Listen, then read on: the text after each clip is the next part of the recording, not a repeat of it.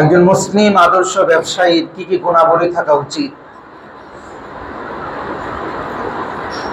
কি কি গুণাবলী একজন মুসলিম আদর্শ ব্যবসায়ীর থাকলে পরে আল্লাহর নবীর সাথে শহীদদের সাথে জান্নাতে থাকতে পারবে এবং দুনিয়াতে ব্যবসা বাণিজ্যে সহায় সম্বলে টাকা পয়সায় বরকত কিভাবে নসিব হবে, সেই টপিকসের উপর আমরা কথা বলছিলাম। আমরা একটা শেষ করে 2 নাম্বারটা প্রায় শেষ করেছিলাম, এখনো শেষ করতে পারিনি। ইনশাল্লাহ আজকে ওই টপিকসের পর থেকে নির্দিষ্ট সময় পর্যন্ত আমরা এই বিষয়ের উপরই কথা শুনবো ইনশাআল্লাহ। সম্মানিত ভাইরা, দ্বিতীয় নাম্বার যে আমরা আলোচনা করছিলাম সেটা ছিল আদর্শ মুসলিম ব্যবসায়ীর 2 নাম্বার গুণ হবে তিনি ব্যবসা বাণিজ্যের ব্যস্ততায় নামাজকে ভুলে যাবেন না। এটা ছিল আমাদের দ্বিতীয় বিষয়। আমরা সবিস্তারে বলার চেষ্টা করেছি যদি আপনি নামাজকে ভুলে যান ব্যবসা বাণিজ্যের ব্যস্ততায়, কতটা ভয়াবহ আযাব আপনার ও আমার উপর নাজিল হতে পারে, নেমে আসতে পারে, কিয়ামতে কতটা ভয়াবহ অবস্থায় আমাদের থাকতে হতে পারে, এই বিষয়টা আমরা কোরআন এবং সুন্নাহ থেকে বলার চেষ্টা করেছি ইনশাআল্লাহ। আলহামদুলিল্লাহ আমরা এটাও জেনেছি আল্লাহর ফজল এবং করমে কেউ যদি ব্যবসা বাণিজ্যের ব্যস্ততায় নামাজকে ভুলে যায় তো আল্লাহ তাআলা 7 জাহান্নামের মধ্যে একটি জাহান্নাম রেখেছেন, নাম তার সাকর। মাশাআল্লাহ, কি নাম? সাকর। আমরা গত জুমায় বলেছিলাম এই সাকর নামক জাহান্নামে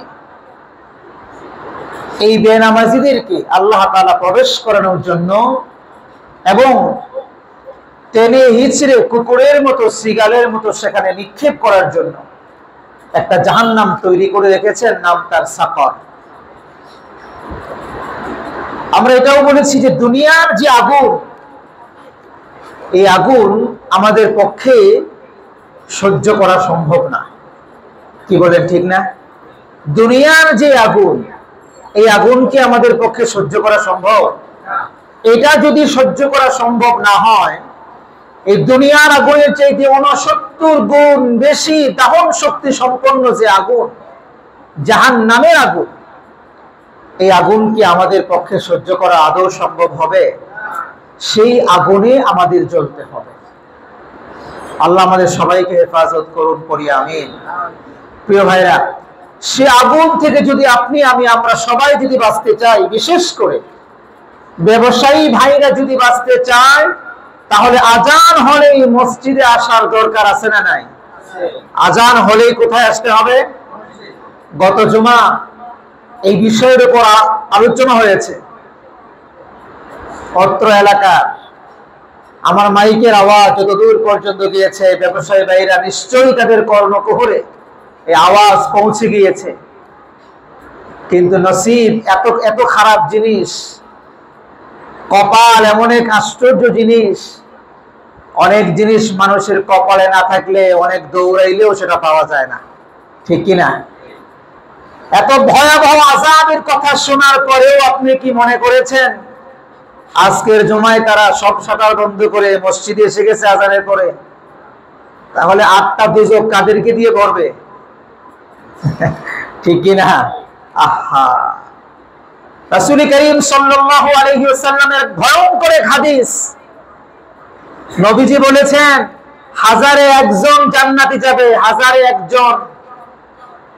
ওই যে কাফেরদের মধ্য থেকে নয়, যারা নিজেদেরকে দাবি করে মুসলমান, এই মুসলমানদের পক্ষ থেকে 1001 জান্নাতি হবে। এই যে আমরা, আল্লাহ আমাদের কবুল করেন না, করেন না আমিন। হাজার হাজার মানুষ, শত শত মানুষের ভিড়ে সব কাজ বাদ দিয়ে আল্লাহ আমাদেরকে আল্লাহর ঘরে নিয়ে আসছেন। আল্লাহ ভালোবাসেন কি বাসেন না? আল্লাহ ভালোবাসেন বলেই আল্লাহর কাজ করার সুযোগ দিয়েছেন। এক আল্লাহর ওলি জিজ্ঞেস করছিল, এক আল্লাহর ওলিকে জিজ্ঞেস করছিল যে আল্লাহ যে আমাকে ভালোবাসেন এর কি প্রমাণ, কেমনে বুঝবো? আমি জান্নাতে যাব কি যাব না এটা আমি বুঝবো কেমনে? সে বড় আলেম আল্লাহর ওলি তাকে উত্তর দিয়েছিলেন, যদি রব তোমাকে তার গোলামি করার সুযোগ দেয় তাহলে বুঝে নেবে আল্লাহ সেই রব তোমার প্রতি সন্তুষ্ট আছে। সুবহানাল্লাহ। রব যদি তার গোলামি করার সুযোগ তোমাকে দেয়, যাকে তাকে রব তোমাকে গোলামি করার সুযোগ দিবে না। রব যাকে চায় জান্নাতে পৌঁছাবে তাকেই রব তার গোলামি করার সুযোগ দিবে, যাকে তাকে দিবে না। তো আপনাকে আমাকে দয়া করে রব যে মুনতাখাব করেছেন, আপনাকে আমাকে দয়া করে রব যে বাছাই করেছেন, ইবাদত করার সুযোগ দিয়েছেন, আপনাকে এটা মানতে হবে রব আপনাকে ভালোবাসেন। সুবহানাল্লাহ বলেন। রব আমাকে ভালোবাসেন, এজন্যই তার গোলামি করার সুযোগ দিয়েছেন, যারে তারে গোলামি করার সুযোগ দেয় না। প্রিয় ভাইরা, আজান হলে যদি ব্যবসায়ী ভাইরা নামাজে না আসে, ব্যবসা বাণিজ্য যদি বন্ধ না করে, তাহলে তাদের জন্য কোন জায়গা জানি? জাহান্নাম। কোন জায়গা? জাহান্নাম। আর আজান হয়ে গেলে ব্যবসা বাণিজ্য বন্ধ করে দিয়ে আল্লাহকে ভয় করে যে ব্যবসায়ী ভাই আল্লাহর ঘরে মসজিদে চলে আসবে, তার জন্য আল্লাহ রাব্বুল আলামিন রেখেছেন জান্নাত। সুবহানাল্লাহ বলে। অনেক সময় অনেক যুবক ভাইরা চিন্তা করে আজান হলে পরে মসজিদে গিয়ে আমাদের কি লাভ? যাদের দাড়ি শাখা হয়ে গেছে, পাকা ধরেছে, তাদের সিরিয়াল আগে, তারা আগে মসজিদে যাবে। আমাদের দাড়ি তো কাঁচা, আমরা তো মসজিদে এখন লাভ নাই, আমাদের সময় তো অনেক পরে। এরকম ধোঁকা শয়তানের, এটা এরকম আছে না নাই? এটা হলো শয়তানের একটা পজিটিভ ধোঁকা, শয়তানের পজিটিভ ধোঁকা। এইটা আমাকে যুবক ভাইদেরকে বুঝায়, যুবক রে, তোমার বয়স 30 আর 40, তুমি কি এখন মারা যাবানি? তোমার মরতে মরতে তো তোমার বাবাই এখন আছে, দাদাও কারো কারো আছে, তুমি তো এখন মারা যাবা না। তুমি তো আল্লাহরে ধরবা তোমার দাদার বয়সে, আল্লাহরে ধরবা তোমার দাদার বয়সে। কিন্তু যুবকের এই কথা আর মনে থাকে না। এই কিছুদিন আগেও যে করোনা নামক মহামারী আমাদের সমাজে, এই বাংলাদেশে, এই পৃথিবীতে বিরাজমান ছিল, কত যুবকের লাশ কবরে গেছে। কথা বলছেন না কেন? দৈনন্দিন কত যুবক অ্যাক্সিডেন্ট করে কবরে চলে যায়, কত যুবক হসপিটালে গিয়ে দেখেন কাতরাচ্ছে, মরণ তার সন্ধিক্ষণে চলে আসছে। কত যুবক ফাঁসির কাস্টে ঝুলছে, নিজে নিজেই ফাঁসি নিয়ে মারা যাচ্ছে। এরকম আছে না নাই? আহা হা। প্রিয় ভাইয়েরা, যুবক ভাইদেরকে আমি উদ্দেশ্য করে বলি যে তোমার সময় আছে, এই কথাটা হলো শয়তানের একটা পজিটিভ ধোঁকা। যুবকরে, এখনই তোমার সময়। বয়স যখন তোমার যুবক, তরুণ যখন তুমি, যুবক যখন তুমি, এখনই তোমার সময় আল্লাহর ইবাদত করার। কারণ বুড়ো বয়সে, বৃদ্ধ বয়সে অনেকাংশে মানুষ বাধ্য হয়েই আল্লাহর ইবাদত করে। সমাজে খারাপ দেখা যাবে, আজান হয়ে গেলে মসজিদে না গেলে মানুষ কি বলবে? বুড়ো হয়ে গেছে এখনো দাড়ি না রাখলে মানুষ কি বলবে? এই জন্য মানুষ রাখে। মেয়েটা বিয়ে দিচ্ছি, এখনো দাড়ি না থাকলে শ্বশুর হয়ে যাচ্ছি, মানুষ কি বলবে? এই সমাজের তাড়নায় মানুষ অনেক ক্ষেত্রে ইবাদত করে। কিন্তু তুমি যুবক, তোমাকে কেউ কোনো কিছু বলবে না। এই সময়ে তুমি যদি ইবাদতে মনোযোগ হতে পারো যুবক, আল্লাহ বলেছেন, নবী বলেছেন, কিয়ামতের ময়দানে যে 7 শ্রেণীর মানুষকে আল্লাহ তাআলা আরশে ছায়ার নিচে জায়গা করে দিবে, আল্লাহ তাআলা তোমাকেও জায়গা করে দিবে। সুবহানাল্লাহ। বুখারী, মুসলিম, তিরমিজি এক যুগে হাদিস বর্ণনা করা হয়েছে, ওয়াশাবুন নাশা ফি ইবাদাতিল্লাহ, ওয়াশাবুন নাশা ফি ইবাদাতিল্লাহ। ওই যুবক যে তার যৌবনকালে আল্লাহর ইবাদতের সময়টা অতিবাহিত করেছে, রব তাকে আরশের ছায়ার নিচে জায়গা করে দিবেন। সুবহানাল্লাহ। ভাই, বিশ্বাস করেন, সেই দিন, যেই দিন আধাত কিংবা এক হাত উপরে সূর্য থাকবে, যেই দিন পিঠ নয় বরং মুখ দিয়ে, 12টা মুখ দিয়ে সূর্য তাপ দিতে থাকবে, যেই দিন এখন পর্যন্ত 70,000 ফেরেশতা পানি ঢেলে যেই সূর্যের আলো পৃথিবীতে নামে, এই পানি, এই আগুনের তাপ নয় বরং কোনো কিছু ছাড়া 12টা মুখ দিয়ে তাপ যেদিন দিবে, যেদিন এই মাটিটা ফেটে যাবে, শুধু তাই নয় বরং মাটি তামা হয়ে যাবে। সেই দিনের কথা আমি আপনাকে বলছি। সেই দিন আল্লাহর আরশের ছায়া ছাড়া আর কোনো ছায়া থাকবে না, আর কোনো ছায়া থাকবে না। মুহাদ্দিসিনে কেরাম বলেছেন, হাদিস শরীফের মধ্যে এসেছে, কিয়ামতের ময়দানটা এত বিভীষিকাময় হবে যে মানুষ তার কৃত গুনাহের কারণে কেউ হাঁটু পর্যন্ত, কেউ কোমর পর্যন্ত, কেউ বা গলা, কেউ বা নাক, কেউ বা তার মাথা থেকে 70 হাত পর্যন্ত পুজ, রক্ত, মরিত্যম, পানি, ঘাম এগুলোর সাগরে হাবুডুবু খাইতে থাকবে। আল্লাহু আকবার।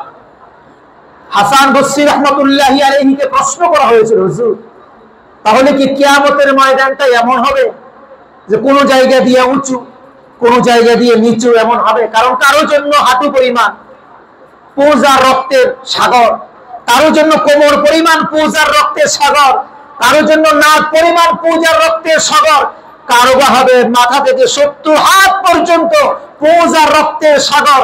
তাহলে কি কিয়ামতের ময়দানটা সমতল হবে না? হাসান বসরি রাহমাতুল্লাহি আলাইহি উত্তর দিয়েছেন, হ্যাঁ কিয়ামতের ময়দান তো সমতলই হবে, কিন্তু গুনাহের কারণে রবের কারিশমাটিক ব্যবস্থা থাকবে, যার গুনাহ যত বেশি রব তাকে সেই পরিমাণ দরিয়ার মধ্যে ডুবাবেন তত বেশি। আমি সেই জায়গার কথা বলছি।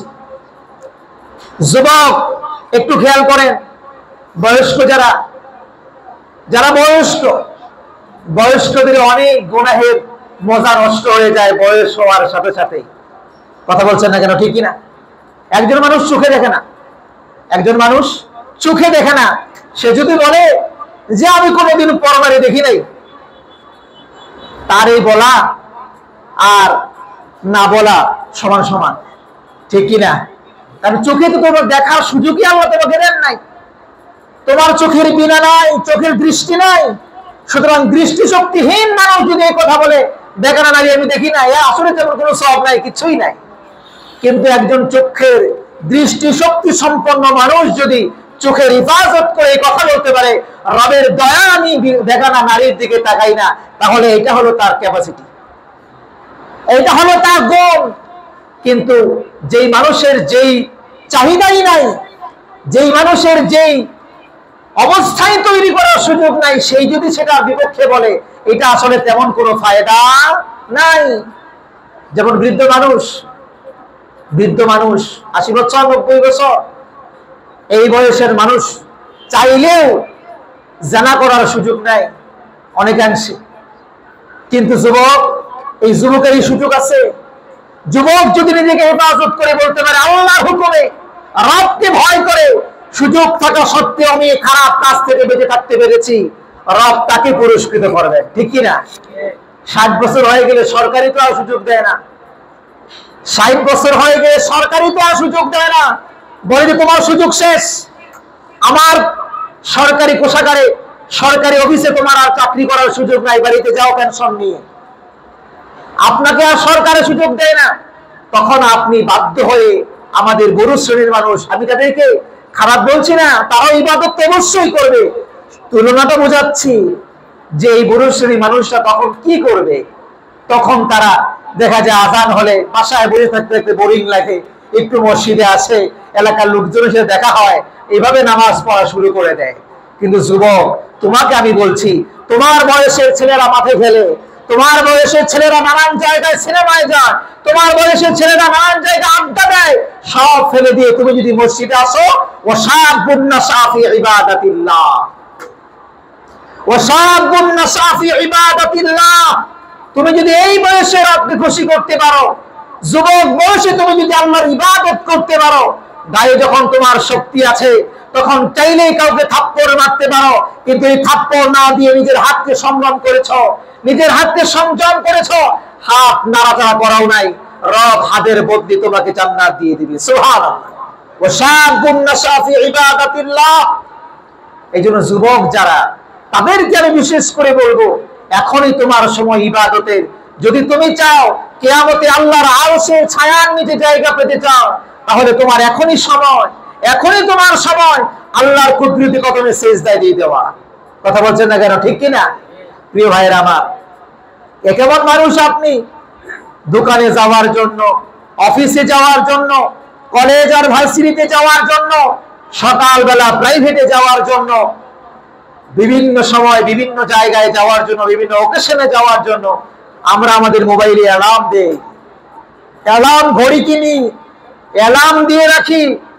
কাল সকাল 6টায় আমার চাকরির পরীক্ষা, কথার কথা কেউ আমাকে তুলে দিতে হয় না। সকাল 6টার বহু আগেই আমি উঠে যাই, 4টা বাজে উঠে আমি চাকরির পড়া শুরু করে দেই, আমি রেডি হয়ে যাই, কেউ আমাকে উঠাইতে হয় না। আমার কলেজের ক্লাস 6টায়, আমি অ্যালার্ম দিয়ে উঠে যাই, কেউ আমাকে উঠাতে হয় না। আমার ইউনিভার্সিটিতে ক্লাস আছে, গ্রুপ স্টাডি আছে, কেউ আমাকে উঠাইতে হয় না। কিন্তু কপাল পরা আল্লাহর ঘরে মসজিদে ফজরের জামাত 5টায় আসার জন্য, 5টায় আমি উঠবো, এটার জন্য অ্যালার্ম দিয়ে, মোবাইলে অ্যালার্ম দিতে পারি না। ছোট্ট একটা মোবাইল ফোন, ছোট্ট একটা অ্যালার্ম ঘড়িও আমি কিনতে পারি না। এরকম আছে না নাই? এই কথার সুযোগ আছে যে হুজুর উঠতে পারি না, সকালে সজাগ পাই না, এই কথা বলার কোনো সুযোগ নাই। কারণ এই আপনি তো কলেজে যাওয়ার জন্য সুযোগ সময় পান, এই আপনি তো ইউনিভার্সিটিতে যাওয়ার জন্য সময় পান, এই আপনি তো সজাগ পান যখন চাকরির পরীক্ষা দিবেন, কেউ আপনাকে এদিকে তুলে দিতে হয় না। তাহলে ফজরের নামাজে আসার জন্য আপনি সজাগ হন না কেন? কেন সজাগ পান না? আপনার যদি ইচ্ছা থাকে, কেবলমাত্র ইচ্ছা, বিশ্বাস করেন, আপনি এতটুকু ইচ্ছা নিয়ে ঘুমান, আমি কালকে ফজরের জামাত নামাজে মসজিদে গিয়ে পড়বই, এতটুকু ইচ্ছা করে দেখেন, অ্যালার্মও লাগবে না, রব আপনাকে ডেকে দিবেন। আজানের আগে আপনি উঠে যাবেন, কেমন উঠে যাবেন এটা আল্লাহই জানে। এরকম বহু নজির আছে, যারা ফজরের জামাতে আসে তারা কি অ্যালার্ম দিয়ে আসে নাকি? অ্যালার্ম দিয়ে আসে? কয়জনে অ্যালার্ম দিয়েছে? অ্যালার্ম দিয়ে তো আসে না, আজান আসার আগেই কানটা দাঁড়ানো থাকে, খাড়া হয়ে যায়, আজান পড়ে গেছে, অনেকাংশে আজানের আগেই উঠে যায়। এরকম আছে না নাই? কে ডেকে দেয়? আল্লাহ ডেকে দেয়। কে ডেকে দেয় বলে? আল্লাহ ডেকে দেয়। তো আপনি যদি নিয়ত করেন ফজরের জামাতে আমি আসবো, আসবো ইনশাআল্লাহ, আপনি নিয়ত করে ঘুমান, দেখবেন যে রব আপনাকে ডেকে দিবেন। এই কথা বলার সুযোগ নাই হুজুর, জাগনা পাই না, সজাগ পাই না, এই কথা বলার সুযোগ নাই। এটা একটা ধোঁকাবাজি, অজুহাত। কি হাত? অজুহাত। আল্লাহ আমাদেরকে অজুহাত থেকে বাঁচার তৌফিক দান করুন, পড়ে আমিন। প্রিয় ভাইরা, ফজরের নামাজ পড়ার জন্য আমরা অনেক সময় 100 হাত দূর থেকে মসজিদে আসতে পারি না, কিন্তু জানাজার নামাজ পড়ার জন্য মাইল কি মাইল দূরে গ্রামের বাড়িতে চলে যাই। এরকম আছে না নাই? আমার মনে হয় এই অবস্থা দেখে জানাজার নামাজ মনে হয় ফরজে আইন, আর ফজরের নামাজ মনে হয় ফরজে কিফায়া। বিষয়টা কি এরকম? বরং তো উল্টা, ফজরের নামাজ হলো ফরজে আইন আর জানাজার নামাজ হলো ফরজে কিফায়া। তো আপনি ফরজে কিফায়ার জন্য যেখানে এলাকার লোকজন পড়লেই আপনার দায়িত্ব আদায় হয়ে যায়, আপনি ঢাকা থেকে মিরপুর থেকে গাড়ি স্টার্ট করে 70-80 কিলোমিটার, 100 কিলোমিটার, 150 কিলোমিটার দূরে গিয়ে জানাজায় অংশগ্রহণ করতে পারেন, কিন্তু 100 হাত দূর থেকে মসজিদে আসতে পারেন না। আপনি কোন কায়দার মুসলমান? কেমন ইমানদার মুসলমান? অনেক সময় কারণ কি জানে? অনেক সময় জানাজার নামাজের আগে বক্তব্য দেওয়ার সুযোগ থাকে, কিন্তু ফজরের জামাতে আর বক্তব্য দেওয়ার সুযোগ থাকে না। কিছু মানুষ তো বক্তব্য দেওয়ার জন্য জানাজার নামাজ পড়তে যায়, কথা বলেন ঠিক কিনা? এরা আসলে জানাজার নামাজ পড়তেও যায় না। এদের সম্পর্কে রব বলেছেন ফাওয়াইলুল লিল মুসাল্লিন, ফাওয়াইলুল লিল মুসাল্লিন আল্লাযীনা হুম আন সালাতিহিম সাহুন আল্লাযীনা হুম ইউরাউন ওয়া ইয়ামনাউনাল মাউন। এরা যে নামাজ পড়ে এটা আল্লাহর সন্তুষ্টির জন্য নয়, লোক দেখাবার জন্য। এরা যে নামাজ পড়ে এটা কি আল্লাহর সন্তুষ্টির জন্য? কার জন্য করে? লোক দেখাবার জন্য, লোক দেখাবার জন্য, মানুষকে দেখাবার জন্য। প্রিয় ভাইরা, আল্লাহর কসম, আল্লাহর কসম, এরকম বেনামাজি যারা আল্লাহকে ভয় করে না, আল্লাহর আইনকে যারা ভয় করে না, আল্লাহর জাহান্নামকে যারা ভয় করে না, আপনি মনে করেন দুনিয়ার কোন বিচার আচারকে সে ভয় করে?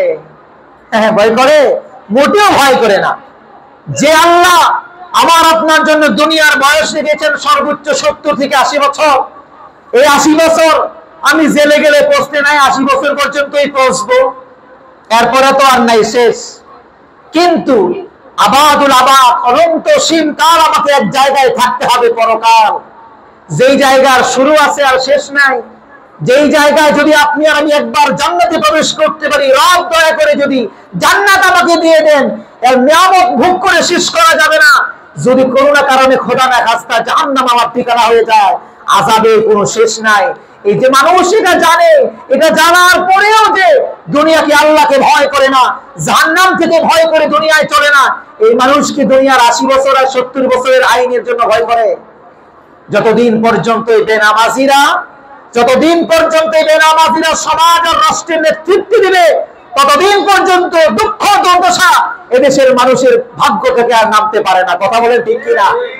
এজন্য নামাজিদেরকে খোঁজেন, যারা আল্লাহকে ভয় করে তাদেরকে খোঁজেন।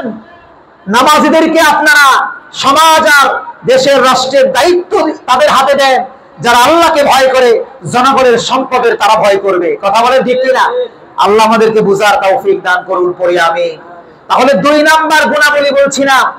2 নাম্বার একজন আদর্শ ব্যবসায়ীর গুণাবলী হলো যে একজন আদর্শ ব্যবসায়ী যখন আযান হয়ে যাবে, সেটা ব্যবসা প্রতিষ্ঠানে আর বসে থাকতে পারবে না, বরং শাটার বন্ধ করে কোথায় আসবে? আওয়াজ করে বলেন, মসজিদে আসবে। 3 নাম্বার আদর্শ ব্যবসায়ীর গুণাবলী, সে তার ব্যবসা দিয়ে কাউকে প্রতারিত করবে না। ভালো মতো শুনুন, আমরা সবাই ব্যবসায়ী, এই হিসাবে এই বক্তব্য আমাদের জন্য খুবই ইম্পর্টেন্ট এবং খুবই গুরুত্বপূর্ণ। ব্যবসায়ী ছাড়া যারা, তাদের জন্য গুরুত্বপূর্ণ। প্রতারণা ব্যবসা ছাড়াও চলে, আছে না নাই? নানান কাজে প্রতারণা আছে না নাই? ব্যবসা ছাড়াও প্রতারণা আছে। দেখেন আল্লাহ কি বলেন, রাসূল কি বলেন, লা দুররা ওয়ালা দিরারা। রাসূল করিম সাল্লাল্লাহু আলাইহি ওয়াসাল্লাম বলেছেন, তুমি নিজেও ক্ষতিগ্রস্ত হবে না, কাউকে ক্ষতিগ্রস্ত করবে না। ব্যবসাটাকে আপনি সবাই হিসেবে গ্রহণ করুন। সবাইকে যদি সব জিনিস ফ্যাক্টরি থেকে বা ক্ষেত খামার থেকে কিনে আনতে হতো, জনসাধারণের জন্য এটা কষ্টকর ছিল না? কষ্টকর ছিল। তো আমাদের ব্যবসায়ী ভাইরা ফ্যাক্টরি থেকে বা ক্ষেত খামার থেকে যে কোনো প্রসেসে কয়েকটা হাত বদলে আমাদের বাজার পর্যন্ত, আমাদের ঘরের কাজ পর্যন্ত নিয়ে এসেছে। এটা চাইলে তারা এটা আমাদের জন্য সেবাও করছে, ব্যবসার পাশাপাশি সেবাও করছে। প্রিয় ভাইরা, জনসাধারণের জন্য এই কাজটা আসান হয়ে যাচ্ছে। তাই ব্যবসায়ী ভাইদের ব্যবসাও হচ্ছে, পাশাপাশি সেবাও হচ্ছে। তাহলে ব্যবসায়ী ভাইদের ব্যবসার মাধ্যমে ক্রেতা সাধারণের কোনোভাবে ধোঁকা দেওয়া যাবে না। ভালো মানের পণ্য উপরে রেখে নিম্নমানের পণ্য ভিতরে রেখে ব্যবসা করে, এরকম টাকার ব্যবসায়ী আছে না নাই? উপরে রাখে বস্তার উপরে ভালো, বস্তার ভেতরে কি নিম্নমানের। দেখা যায় 1 নাম্বারের সাথে 2 নাম্বার মিলায়, বানায় এটাকে 1 নাম্বার বানায়। 2 নাম্বারের সাথে 3 নাম্বার মিলায়, এটাকে বানায় 2 নাম্বার। 3 আর 4 নাম্বার মিলিয়ে বানায় 3 নাম্বার। এরকম আছে না নাই? প্রিয় ভাইয়েরা আমার, এরকম ব্যবসা করা যাবে? এরকম ব্যবসা যদি আপনি করেন, তাহলে কি আপনি আদর্শ মুসলিম ব্যবসায়ী হতে পারবেন? আপনার ঠিকানা জান্নাত হবে না, কোথায় হবে? জাহান্নাম হবে। আল্লাহ আমাদেরকে বুঝার তৌফিক দান করুন, পড়ি আমিন। প্রিয় ভাইরা আমার, এ হলো 3 নাম্বার। 4 নাম্বার আমাদের আদর্শ ব্যবসায়ীর গুণাবলী হলো, আদর্শ ব্যবসায়ী যে হবে, সে ব্যবসায় ফাঁকিবাজি করবে না। কি করবে না বলে? ফাঁকিবাজি করবে না। আসুন একটা হাদিস শোনাই, মুসলিম শরীফের হাদিস। হাদিসটি বর্ণনা করেছেন সাইয়্যিদুল মুহাদ্দিসিন হযরত আবু হুরায়রা রাদিয়াল্লাহু তাআলা আনহু। তিনি বলেন, আন্না রাসূলুল্লাহ সাল্লাল্লাহু আলাইহি ওয়াসাল্লাম মাররা আলা সুবরাতিন মিন তুআম। তিনি বলেছেন যে নবীজি একবার বাজারে গেলেন, এক খাদ্যের দোকানের পাশ দিয়ে তিনি বাজারে যাচ্ছেন। ফাআদখালা ইয়াদাহু ফিহা। নবীজি আমার এই খাদ্য দেখে আচমকাই খাদ্যের ভেতরে হাত দিয়ে দিলেন। সুবহানাল্লাহ বলেন। কি ব্যবসায়ী, কি রাষ্ট্রপ্রধান তিনি ছিলেন, কি রাষ্ট্রপ্রধান তিনি ছিলেন, জনগণের কি বন্ধু তিনি ছিলেন। দোকানদারের পাশ দিয়ে যাচ্ছে, তিনি জনসাধারণের খোঁজ নেওয়ার জন্য ব্যবসায়ী পণ্যের ভেতরে হাত ঢুকিয়ে দিলেন। হাত ঢুকানোর পরে দেখছেন ফানালাত আসাবাহু বালালান ফাকালা। তিনি দেখলেন ভেতরে খাদ্যগুলো ভিজা এবং নিম্নমানের। উপরে যে খাবার খুব তাজা শুকনা, একেবারে 1 নাম্বারের খাবার। নবীজি বলেন, ইয়া সাহিবাত তুআম মা হাদা। এ খাদ্যের দোকানদার, এটা কি? What is this? উপরে তুমি ভালো জিনিস রাখলা, ভেতরে নিম্নমানের জিনিস রাখলা, ভেতরে ভিজা জিনিস রাখলা, উপরে শুকনা জিনিস রাখলা, এমনটি কেন করলে? হ্যাঁ, উপরে ফিটফাট, ভেতরে সদরঘাট, এমনটা তুমি কেন করলে? দোকানদার বললো, আল্লাহর নবী, বৃষ্টি পড়ছিল, বৃষ্টি পড়ার কারণে আমার খাদ্য ভিজে গিয়ে নষ্ট হয়ে গেছে, এখন আমি এই বস্তা কেমনি বিক্রি করি? এটা যদি আমি এই কৌশল যদি না করি তাহলে তো আমার ব্যবসা, এই বস্তায় আমার লস হয়ে যাবে। এই জন্য ভেতরে নিম্নমানের জিনিস, ভেজা জিনিসগুলো রাখলাম, উপরে আমি শুকনা জিনিস রেখেছি বিক্রি করার সুবিধার্থে। নবীজি বলেন, ফাকালা আফালা জাআলাতহু ফাওকা আত-তাআমি কাইয়ারান নাস, তাহলে তুমি এই পচা খাদ্যগুলো উপরে রাখলে না কেন? তুমি যদি সঠিক ব্যবসায়ী হবে তাহলে পচা খাদ্যগুলো সাইড করে উপরে কেন রাখলে না? ভালো খাদ্য করে রেখে মানুষকে তুমি তো ধোঁকা দিচ্ছ। তুমি কি করছো? ধোঁকা দিচ্ছ। রাসূল বলেন, শোনো, মান গাশশা ফালাইসা মিন্না, মান গাশশা ফালাইসা মিন্না। যে ব্যবসায়ী ব্যবসার নামে মানুষকে ধোঁকা দেয়, যে ব্যবসায়ী ব্যবসার মাধ্যমে মানুষকে ধোঁকা দেয়, সে যত বড় হাজী আর গাজী হোক না কেন, সে আমার উম্মত নয়। নাউযুবিল্লাহি মিন যালিক। কি কঠিন কথা নবীজি বলেছেন, শুনেছেন? নবী বলেছেন, তুমি হাজী হতে পারো, তুমি মুফতি হতে পারো, তুমি মাওলানা হাফেজ হতে পারো, তুমি সব হতে পারো, নামাজি হতে পারো, তাহাজ্জুদ গুজার হতে পারো, কিন্তু এখনো পর্যন্ত আমি নবীর উম্মতি হতে পারো নাই। মান গাশশা ফালাইসা মিন্না। যে ব্যক্তি ব্যবসার নামে প্রতারণা করবে, যে ব্যক্তি ব্যবসার নামে ধোঁকা দিয়ে মানুষকে ঠকাবে, আল্লাহ নবী বলেন সে নবীর উম্মতি না। এবার চিন্তা করেন, আপনি ব্যবসা করে কয় টাকা লাভ করলেন, আর কত কোটি বিলিয়ন কোটি হিসাবহীন সম্পদের আপনি লস করলেন। হয়তো 400-500 টাকা আপনি পাইলেন, কিন্তু ঈমান নামক দৌলত আপনি দুনিয়াতে হারাই ফেললেন। আপনি তো নামাজ পড়তেছেন, কিন্তু এই নামাজের তো কোনো মূল্য নাই, কারণ তো আপনি নবীর উম্মতি হতে পারেন না এখনো পর্যন্ত।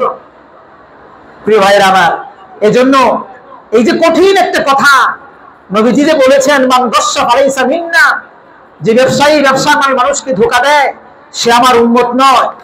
তো সুতরাং আমাদেরকে এই কথা মনে রাখতে হবে, যখনই আমাদের কাছে ব্যবসা করব, ব্যবসার সময় জনসাধারণকে ধোঁকা দেওয়া যাবে না। 5 নাম্বার, একজন মুসলিম আদর্শ ব্যবসায়ী 5 নাম্বার গুণাবলী হলো, সে পণ্যেতে মিথ্যার আশ্রয় নিবে না। সে পণ্য বিক্রিতে মিথ্যার আশ্রয় নিতে পারবে না, যদি কিনা সে মুসলিম আদর্শ ব্যবসায়ী হতে হয়। যদি সে চায় দুনিয়া তার সম্পদে বরকত হবে, যদি সে চায় কিয়ামতে মারা যাওয়ার পরে নবীর সাথে, শহীদদের সাথে সে জান্নাতে যাবে, তাহলে সে মিথ্যার আশ্রয় নিবে না। বেচাকেনার সময় মিথ্যা বলে এমন আছে না নাই? আওয়াজ করে বলেন, আছে না নাই? সমুদ্রের ইলিশ নিয়ে এসে বলে যে টাটকা রূপালী চাঁদপুরের ইলিশ। বাজারে এরকম আছে না নাই? আরে এখনকার সময়, আমি কিছুদিন আগে দেখলাম ফেসবুকের কল্যাণে, দেখলাম, সরাসরি দেখি নাই, ফেসবুকে দেখেছি, সেটা হলো যে একটা বালতির মধ্যে পানি রেখে নীল এক ধরনের কি পটাশের মতো দিয়েছে একটা ফরমালিন, তো সবজিগুলো একবারে মরা সবজি, শুকনা সবজি, তো ওটার মধ্যে দিল, কিছুক্ষণ করে উঠালো, তাজা ঝরঝরে, মনে হয় যেন এই মাত্র গাছ থেকে ছিঁড়ছে। এরকম তাজা বানানো সবজি আমাদের বাজারে বিক্রি করে না?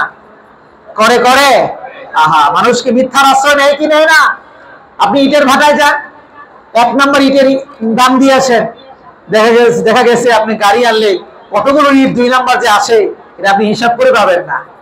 টাকা দিয়ে আসলেন 1 নাম্বার ইটে, আপনার বাড়িতে ঢুকলো 2 নাম্বার ইট। এরকম আছে না নাই? এরকম মিথ্যার আশ্রয় নেয় কি নেয় না? আরে আমি তো বাস্তবসম্মত কথা বলছি আপনাকে। আপনি দেখবেন যে আপনার সাথে একটা গিরাই মেরাই মিলে গেছে, যে হ্যাঁ এগুলো তো সত্য কথা। এইটাই জন্য উনি বলেছেন, যদি আপনি ব্যবসায় মিথ্যার আশ্রয় না নিয়ে সঠিক ব্যবসা যদি আপনি করতে পারেন, তবেই তো মহাপুরস্কার, নবীর সাথে আপনি জান্নাতে থাকবেন। ভাই, এমনি এমনি আপনাকে নবীর সাথে জান্নাতে থাকতে দিবেন না তো? কথা বলেন ঠিক কিনা? সুতরাং মিথ্যার আশ্রয় আপনি নিবেন না। এই যে আপনি মিথ্যার আশ্রয় নিচ্ছেন, যারা ব্যবসা করে এরকম মিথ্যার আশ্রয় নিচ্ছে, আচ্ছা বলেন তো, মিথ্যার আশ্রয় নেওয়া হালাল না হারাম? একটু আওয়াজ করে বলেন, হালাল না হারাম? সগীরা গুনাহ না কবিরা গুনাহ? আল্লাহ তাআলা বলছেন কোরআনুল কারীমে 2 নম্বর সূরা সূরাতুল বাকারা 42 নম্বর আয়াত, সূরাতুল বাকারার 42 নম্বর আয়াত আল্লাহ বলছেন ওয়ালা তালবিসুল হাক্কা বিল বাতিল ওয়া তাকতুমুল হাক্কা ওয়া আনতুম তা'লামুন। আল্লাহ বলছেন খবরদার সত্যের সঙ্গে মিথ্যাকে মিশ্রিত করো না। তুমি 1 নাম্বার ইটে টাকা রাখা 2 নাম্বার ইট দিও না। কে বলছে? আল্লাহ বলছেন। কে বলছে? জেনে বুঝে মিথ্যা তুমি বলো না, কারণ মিথ্যা হচ্ছে কবিরা গুনাহ আর মহাপাপ। মিথ্যা হচ্ছে কি? কবিরা গুনাহ আর মহাপাপ। মিথ্যা বলার কারণে হালাল ব্যবসাকে আপনি হারাম বানিয়ে দিলেন। একেবারে হালাল টাটকা ব্যবসা ছিল আপনার, শুধুমাত্র মিথ্যার আশ্রয় নেওয়ার কারণে এই হালাল ব্যবসাটা আপনি হারাম বানিয়ে দিয়েছেন। নবীজিকে জিজ্ঞাসা করে হলো আল্লাহর নবী, না আকসারু মা ইদখিলুন নাস আন-নার, কোন কারণে মানুষ বেশি জাহান্নামে যাবে? আল্লাহ নবী বলছেন 2টি জিনিসের অপব্যবহারের কারণে মানুষ বেশি জাহান্নামে যাবে। আওয়াজ করে বলেন কয়টি জিনিস? 2টি জিনিস। আমি বলেছি আমার বক্তব্য মনোযোগ দিয়ে শুনতে হবে, আমাকে ফিডব্যাক দিতে হবে। আচ্ছা আবার বলেন কয়টি জিনিস? 2টি জিনিসের অপব্যবহারের কারণে নবীজি বলেছেন একজন মানুষ মুসলমান হয়েও জাহান্নামে যাবে বেশি সংখ্যক মানুষ। এর 1 নাম্বার হলো আলফাম। আলফাম মানে মুখ, মুখ। 2 নাম্বার হলো আল ফারাজ মানে হলো লজ্জাস্থান। মানে কি বলেন? লজ্জাস্থান। এই 2টি জিনিসের অপব্যবহারের কারণে মানুষ বেশি জাহান্নামে যাবে। আবার যারা এই 2 জিনিসের সঠিক ব্যবহার করতে পারবে, নবী বলেছেন তাকে জান্নাতে নিয়ে যাওয়ার দায়িত্ব জিম্মাদার আমি নবী নিজে। সুবহানাল্লাহ। সুতরাং জবানকে কন্ট্রোল করুন। জবানকে ব্যবসার ক্ষেত্রে, ব্যবসা ছাড়াও সকল ক্ষেত্রে জবানকে কন্ট্রোল করা চাই। জনতন ভাবে যেমনি সেমনি জবানকে ব্যবহার করা যাবে। এটা শুধু ব্যবসায়ী ভাইদের জন্য নয় যে জবানকে কন্ট্রোল করা, এটা আমাদের সবার জন্য। মনে চাইলেই, জিহ্বা আসলেই, ব্রেনে আসলেই কোনো কিছু বলা যাবে না, বরং মনে রাখতে হবে এই কথাটা আমি বলছি, জবান থেকে বের হচ্ছে তো ফেরেশতা লিখে রাখছে। কথা বলছেন না কেন?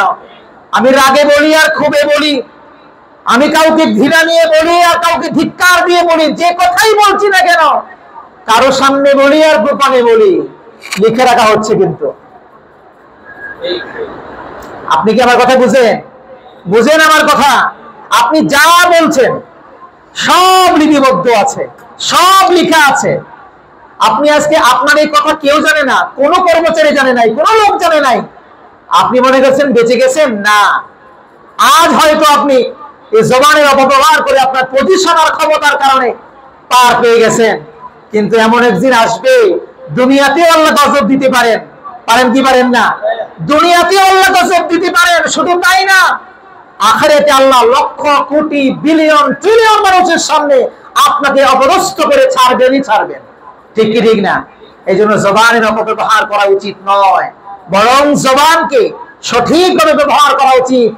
যারা ইসলামকে মাইনাস করতে চেয়েছে জবানের মাধ্যমে, আল্লাহ তাদেরকে মাইনাস করে দিয়েছেন। জবানের শেষ শুরু থেকে নিয়ে সে আদম থেকে নিয়ে আজ পর্যন্ত, আদম থেকে নিয়ে আজ পর্যন্ত ফেরাউনরা চেয়েছিল মুসাকে মাইনাস করে দিতে। মুসাই টিকে আছে, ফেরাউন নাই। কথা বলছেন না কেন? দুনিয়ার রুজ ওয়াল থেকে সে আজ পর্যন্ত, ইভেন কিয়ামত পর্যন্ত যারাই চাইবে ইসলামকে মাইনাস করতে, রবের কারিশমাটিক ভাবে রব তাদেরকে মাইনাস করে দিবে। আল্লাহ আমাদেরকে বুঝার তৌফিক দান করুন, পড়ি আমিন। তিরমিজি এবং ইবনে মাজার হাদিস, এক যুগে বর্ণিত হয়েছে হাদিস।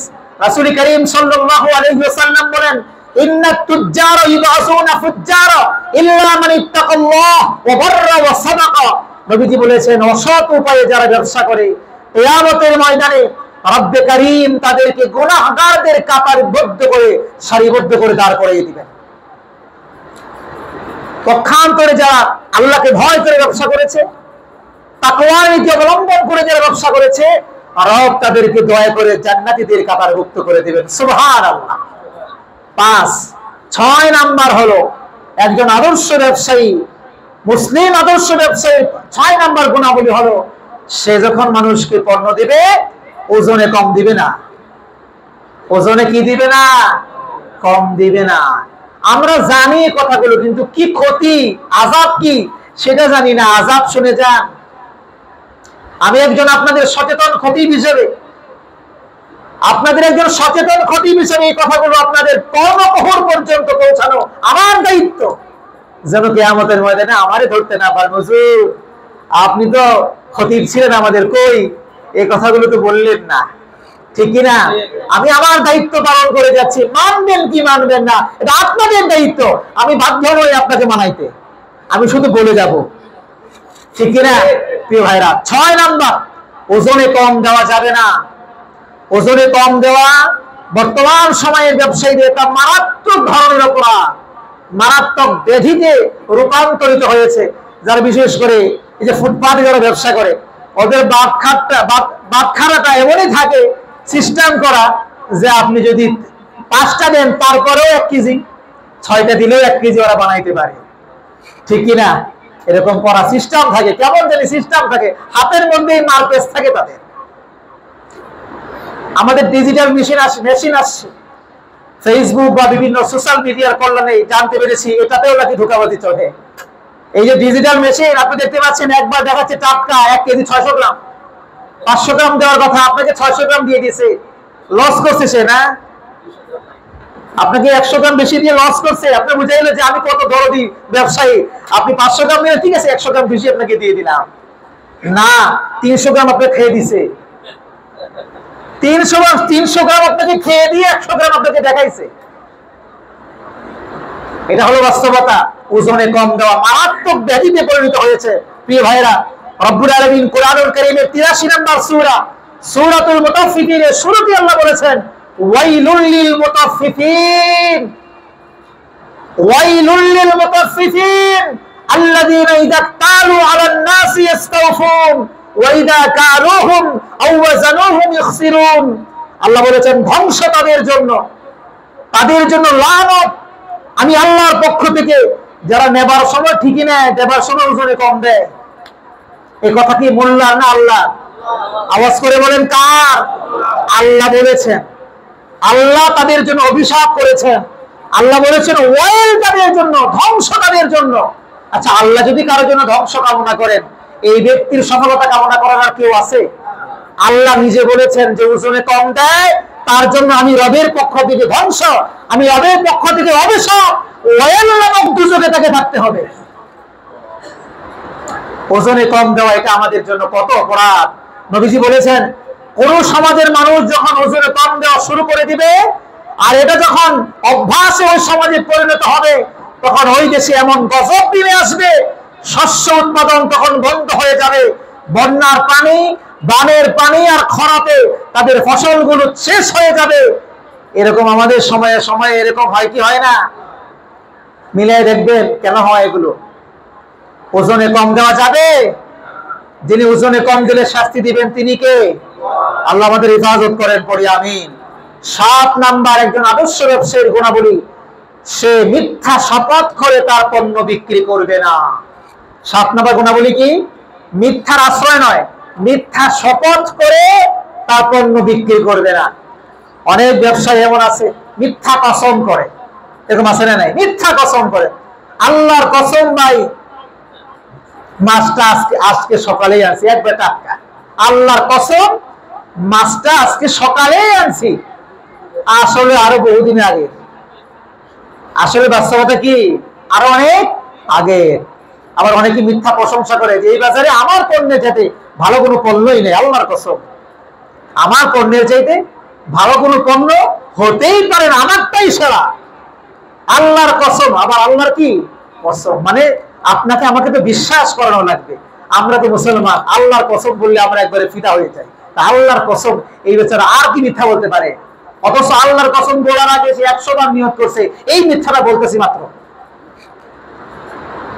এরকম কসম করে বিক্রি করে, এরকম আছে না নাই? আবার দেখবেন যে 90 টাকার কিনা বা 80 টাকার কিনা আপনার কাছে বলতেছে বিশ্বাস করে আল্লাহর কসম ভাই 100 টাকার কিনাই করছে এটা। এরকম ব্যবসায়ী নাই? 80 টাকার কিনা, আদতে 80 টাকার কিনা, কিন্তু আপনার কাছে বলতেছে কি আল্লাহর কসম ভাই বিশ্বাস করেন 100 টাকা কিনাই বলছে এটা, আমি কত বিক্রি করবো আপনি বলেন, আবার কিনা দামটা দিবেন তো। উনি কিনা দামে বিক্রি করতেছে, কি দরদি, দোকান নিচে ভাড়াতে, পজিশন ভাড়াতে, তারপরে উনি পণ্য কিনে আনছে, ওনার পণ্য কিনে আনতে ভাড়া দিতে হয়েছে, সবকিছু শেষ করে এখন উনি কি কেনা দামে বিক্রি করতেছে। কত দয়ালু তিনি! কেনা দাম দিবেন? আপনি হালাল টাকা দিয়ে কিনে এনে মিথ্যা শপথ করে আপনার পণ্যের সম্পূর্ণ টাকা হারাম করে দিয়েছেন। সব টাকা কি করে দিয়েছেন? হারাম করে দিয়েছেন। মুসলিম শরীফের হাদিস 106 নম্বর হাদিস, শুনেন নবীজি কি বলেন। আন আবি যর রাদিয়াল্লাহু তাআলা আনহু সালাসাতুন লা ইউকাল্লিমুহুমুল্লাহ ওয়া লা ইয়ানজুরু ইলাইহিম ইয়াওমাল কিয়ামাহ ওয়া লা ইউযাক্কিহিম ওয়া লাহুম আযাবুন আলীম। হাদিসটি আবু দাউদ, তিরমিজি, নাসাইতে এসেছে। মুসলিম শরীফের 106 নম্বর হাদিস। নবীজি বলেছেন, তিন শ্রেণীর মানুষের থেকে আল্লাহ তাআলা কিয়ামতের দিন কথা বলবেন না, তাদের দিকে তাকাবেন না, তাদেরকে আল্লাহ তাআলা পবিত্র করবেন না। নবীজিকে জিজ্ঞাসা করা হলো, সাহাবী জিজ্ঞেস করেন, আবু যর গিফারি, ওগো আল্লাহর নবী, ওই তিন শ্রেণী কারা? এক নাম্বার নবীজি বলেছেন আল মান্নান, ওই দানকারী যে দান করে মানুষকে খোটা দেয়। দুই নাম্বার ওয়াল মুসলিমু ইদারাহুম, যে ব্যক্তি তার কাপড় টাকনোর নিচে পড়ে। তিন নাম্বার, যেই ব্যবসায়ী মিথ্যা শপথ করে মানুষের কাছে তার পণ্য বিক্রি করে। আপনি মিথ্যা শপথ করে পণ্য বিক্রি করলে 20 টাকা লাভ করছেন। আপনি মনে করতেছেন 20 টাকা লাভ করছেন। জানেন আপনার নবী কি বলেছেন? চারটি হাদিস গ্রন্থের বরাত দিয়ে আমি বলেছি, চারটি হাদিস গ্রন্থের বরাত দিয়ে বলেছি। নবীজি বলেছেন, কিয়ামতের ময়দানে আল্লাহ আপনার দিকে তাকাবেন না, আল্লাহ আপনাকে পবিত্র করবেন না, আল্লাহ আপনার সাথে কথা বলবেন না। আল্লাহ আপনার সাথে কথা না বললে, আপনার দিকে না তাকাইলে, আপনাকে পবিত্র করে জান্নাতে না দিলে আপনার জায়গা কোথায়? 20 টাকা দিয়ে জাহান্নাম কিনলেন, 20 টাকা দিয়ে জাহান্নাম কিনলেন। বিশ্বাস করেন ভাই, একেবারে কোন ঘটনা বলছি না আপনাকে, আমি সরাসরি কোরআন এবং হাদিস থেকে বলছি, একেবারে দার্সের মতো বলছি। এরপরেও যদি আপনি না বুঝেন, আমার আর কি করার থাকতে পারে? তাহলে মিথ্যা শপথ করে ব্যবসা করা যাবে? আল্লাহ আমাদের হেফাজত করেন, পড়ি না আমিন।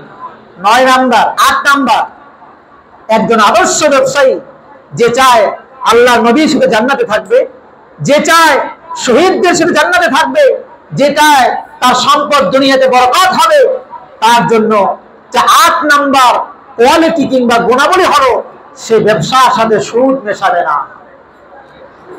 ব্যবসার সাথে সুদ মেশাবে না, সুদের টাকা দিয়ে ব্যবসা করবে না, সুদের কোনো কারবারের সাথেও সে যুক্ত হবে না।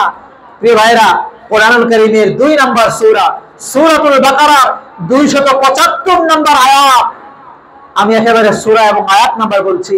কোরআনুল কারীমের 2 নাম্বার সূরা, সূরাতুল বাকারা 275 নাম্বার আয়াত।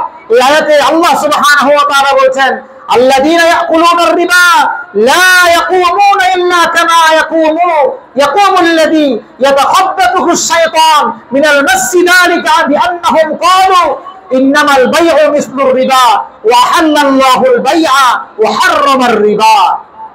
আল্লাহ তাআলা স্পষ্ট করে বলেছেন, যারা সুদ খায় তারা কিয়ামতের দিন শয়তান যাদেরকে পথভ্রষ্ট করে দিয়েছে, তাদের সাথে হাসর নাসরে আল্লাহ তাদেরকে কাতারবদ্ধ করে দিবেন। নাউযুবিল্লাহ। শুধু তাই না, কারণ হিসাবে আল্লাহ বলছেন, তারা সুদকে ব্যবসার মতোই মনে করত, সুদকে ব্যবসার মতোই মনে করত, অথচ আল্লাহ ব্যবসাকে হালাল করেছেন আর সুদকে করেছেন হারাম। অনেকে বলবেন, হুজুর এই সুদ না নিলে ব্যবসা তো বড় করতে পারতেছি না, এরকম প্রশ্ন আছে না? সুদ না নিলে ব্যবসা বড় করতে পারতেছি না, কি করব? আল্লাহ আপনার উপর ফরজে আইন করেছেন ব্যবসা বড় করা, না? নিশ্চয়ই ফরজে আইন, তাহলে তো ফরজে কিফায়া, না হয় ওয়াজিব, সুন্নতে মুআক্কাদা, সুন্নতে জায়েদা, অন্তত আপনার মতো জায়েজ রেখেছেন। হারাম হারাম হারাম। আল্লাহ বলেন নাই যে আপনি সুদ দিয়ে ব্যবসা বড় করতে হবে, বলেছেন এটা? না, এটা বলেন নাই। সুতরাং এই অজুহাত দিলে কোনো কাজ হবে? নবীজি বলেছেন, মুসলিম শরীফের হাদিস, লা'না রাসূলুল্লাহ সাল্লাল্লাহু আলাইহি ওয়াসাল্লাম আকিলার রিবা ওয়া মুকিলাহু ওয়া শাহিদাহু ওয়া কাতিবাহু। আল্লাহর নবী লানত করেছেন সেই ব্যক্তির উপর যারা সুদ খায়, সুদের উকিল হয়, সুদের সাক্ষী হয় এবং সুদ যারা লিখে তাদের উপর। এই 4 শ্রেণী মানুষের উপর আল্লাহর নবী সরাসরি লানত করেছেন। অন্য এক হাদিসে তো রাসূল সাল্লাল্লাহু আলাইহি সাল্লাম বলেছেন সুদের 70টি অপরাধ, এর মধ্যে সর্বনিম্ন অপরাধ হলো, জঘন্যতম সর্বনিম্ন অপরাধ, এটা বোঝানোর জন্য বলেছেন সেটা হলো নিজের আপন মায়ের সাথে জিনা করার মতো জঘন্য অপরাধ। আল্লাহ আমাদেরকে বুঝার তৌফিক দান করুন, পড়ি আমিন। তাহলে আদর্শ ব্যবসায়ীর 8 নাম্বার গুণাবলী হলো, আদর্শ মুসলিম ব্যবসায়ী তার ব্যবসার সাথে সুদ মেশাবে, বলেন না, সুদ মেশাবে। আল্লাহ আমাদের বুঝার এবং আমল করার তৌফিক দান করুন। 9 নাম্বার, একজন আদর্শ ব্যবসায়ী সে খাদ্যে ভেজাল দিবে না। একজন আদর্শ মুসলিম ব্যবসায়ীর 9 নাম্বার কোয়ালিটি কিংবা গুণাবলী হলো সে খাদ্যে কি দিবে না, বলেন, ভেজাল দিবে না। আজকে তো আমাদের দেশে খাদ্যে কোনো ভেজাল নাই, আছে ভেজাল আছে? ভেজালের ভিড়ে তো আমরা আসল পণ্যই খুঁজে পাই না, ঠিক কিনা? 1 নাম্বার, ঘি এখন আমাদেরকে দিলে আমাদের পেটে আর সয় না। 2 নাম্বারটা খেতে খেতে আমাদের পেট এতটাই অভ্যস্ত হয়ে গিয়েছে, বরং এখন 1 নাম্বারটা খেলে পেট খারাপ করে। একবার শুনেছিলাম বিদেশে নাকি এক লোকে মারা গিয়েছিল আমাদের বাংলাদেশে, মারা যাওয়ার পরে তাকে বাংলাদেশে পাঠাবে কফিনে করে, এরকম প্যাকেট করে পাঠায় না, তো পাঠাবে। তো পাঠানোর সময় তো ফরেনসিক রিপোর্ট যারা দিবে তারা বলছে যে তার গায়ে কোনো ফরমালিন মেশানোর প্রয়োজন নেই। বলে কেন? তার গায়ে সেই পরিমাণ ফরমালিন আছে, মোটামুটি 1 মাস এই ফরমালিন দিয়ে সে তারা থাকতে পারবে। বলে তার বাড়ি কোথায়? বাড়ি বাংলাদেশে। বাংলাদেশের মানুষ কি পরিমাণ ফরমালিন আমরা খেয়ে আমরা এখনো পর্যন্ত দিব্যি বেঁচে আছি। আমরা যে এখন বেঁচে আছি ফরমালিন খেয়ে, এটা রবের দয়া এবং সপ্ত আশ্চর্যের একটা আশ্চর্য, ঠিক কিনা ভাই? আহারে, ভালো জিনিস খেয়ে মানুষ বাঁচে না, আমরা দিব্যি ফরমালিন খেয়ে যাচ্ছি। ফলমূল যা খাচ্ছি আমরা শুধু ফরমালিন খাচ্ছি, মাছ খাচ্ছি, সবজি খাচ্ছি, যা খাচ্ছি নিজে না ফলাইতে পারলে এগুলো সব ফরমালিনই খাচ্ছি, কম আর বেশি। আল্লাহ আমাদেরকে হালাল জিনিস এবং এই যে ভেজাল মুক্ত জিনিস আমাদেরকে খাবার খাওয়ার এবং যারা ব্যবসা করে এদেরকে ভেজাল মুক্ত ব্যবসা করা তৌফিক দান করুন, পড়ি আমিন। প্রিয় ভাইয়েরা আমার, 10 নাম্বার, সময় সংক্ষিপ্ত জন্য শেষ করে দিচ্ছি। 10 নাম্বার আদর্শ ব্যবসায়ী 10 নম্বর গুণাবলী হলো সে তার ব্যবসা বাণিজ্যের উপার্জিত সম্পদ, এই সম্পদ যখন টাকা পয়সা যখন হবে এই সম্পদ থেকে যাকাত দিতে ভুলে যাবে না। এটা হলো একজন আদর্শ ব্যবসায়ীর 10 নম্বর গুণাবলী। টাকা আল্লাহ যখন দিবে এই টাকার যাকাত দেওয়া লাগবে কি লাগবে না? আওয়াজ করে বলেন। আমার দেশের কত মন্ত্রণালয় আছে, গণপূর্ত মন্ত্রণালয়, সেতু মন্ত্রণালয়, রেল মন্ত্রণালয়, কত মন্ত্রণালয় আছে, কিন্তু যাকাত মন্ত্রণালয় নাই। একটা কি নাই? যাকাত ভিত্তিক অর্থনৈতিক ব্যবস্থা কায়েম হোক। এদেশে 92% মুসলমানের দেশ, এদেশে যাকাত ভিত্তিক একটা অর্থনৈতিক মন্ত্রণালয় দরকার ছিল কি ছিল না? সঠিকভাবে যাকাত উত্তোলন করে ধনীদের থেকে গরিবদের কাছে পৌঁছে দিতে পারলে, আহারে, যাকাত ভিত্তিক অর্থনৈতিক ব্যবস্থা দাঁড় করাতে পারলে, সুদ ভিত্তিক অর্থনৈতিক ব্যবস্থা এটা ভেঙে দিতে পারলে, এই দেশে মানুষগুলো সঠিকভাবে প্রয়োগ করতে পারলে এই যাকাত বেশি দিন লাগতো না। 10 বছর পরে যাকাত নেওয়ার মানুষ খুঁজে পাওয়া দুষ্কর হয়ে যেত। কিন্তু আমরা তো এটা চাই না। আমরা চাই আমরা মনিব শ্রেণীর মানুষ, এরা দাস শ্রেণীর মানুষ, আজীবন তারা দাস থাকুক, ঠিক না? আজীবন সে আমার কাজ করে গোলাম হয়ে থাকুক, সে কেন উপরে উঠবে? তাকে উপরে উঠানোর সুযোগ নাই। সে যদি ব্যবসায়ী হয়ে যায়, সে যদি একটা কর্ম করে খায়, সে তো আমার কাছে হাত পাতবে না। আমার কাছে হাত না পাতলে আমি কার কাছে বাহাদুরি দেখাবো? এই জন্য আজকে আমাদের সমাজ গরিবদেরকে গরিব বানিয়ে রাখে, আর আঙ্গুল ফুলে কলা গাছ হয়, যারা বড় তারাই বড় হয়। তেলা মাথায় তেল দেয়, যাদের মাথায় তেল তারাই তেল দিয়ে যাচ্ছে, যাদের মাথায় চুল পড়ে যাচ্ছে, খুশকি হয়ে যাচ্ছে, তেলের কোনো খবর নাই, এদেরটা আরো শুকায়। আল্লাহ আমাদেরকে যাকাত ভিত্তিক অর্থনৈতিক ব্যবস্থা এদেশে কায়েম করা তৌফিক দান করুন, পড়ি আমিন।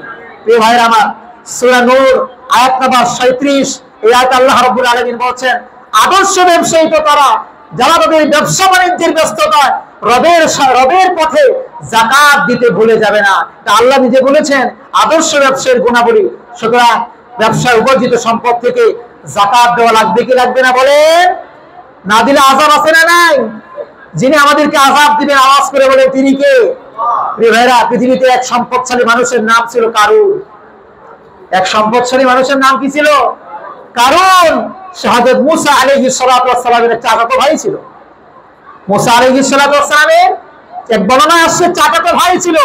তার ধন সম্পদের গোলামের চাবি বহন করার জন্য একদল শক্তিশালী লোক লাগতো, শুধু চাবি বহন করার জন্য। তার ধনভাণ্ডারের গোডাউনের তালার চাবি বহন করার জন্য একদল শক্তিশালী লোক লাগতো। আপনারা আমার সম্পদ কত হয়েছে? এক তালা দিলেই তো শেষ। কথা বলেন ঠিক কিনা? এই পরিমাণ সম্পদ তার ছিল।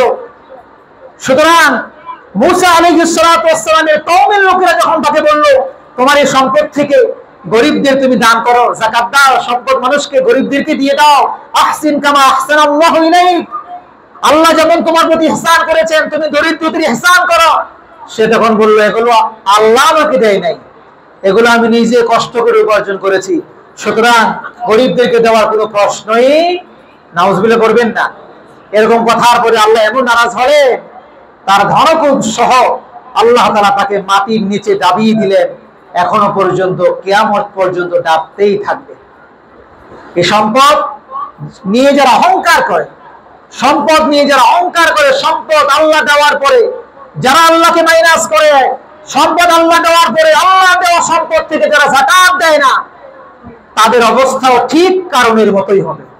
কথা বলছেন না কেন প্রিয় ভাইরা? তাহলে আজকে আমরা আগে দুইটি, আজকে বলেছি 8টি গুণাবলী। আদর্শ ব্যবসায়ী এই মোট 10টি গুণাবলীর কথা আমরা বলেছি। যদি এই 10টি গুণাবলী আপনি আমরা সবাই ব্যবসা করার সময় মনে রাখতে পারি, আপনি কি মনে করেন আমাদের ব্যবসায়ীরা যদি আদর্শ ব্যবসায়ী হয়ে যায় তো আমরাও আদর্শ হতে বাধ্য হব কি হব না?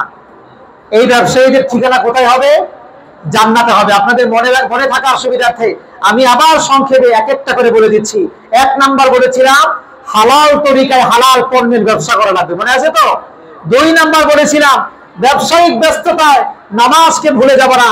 3 নাম্বার বলেছিলাম ব্যবসা করে মানুষকে প্রতারিত করা যাবে না।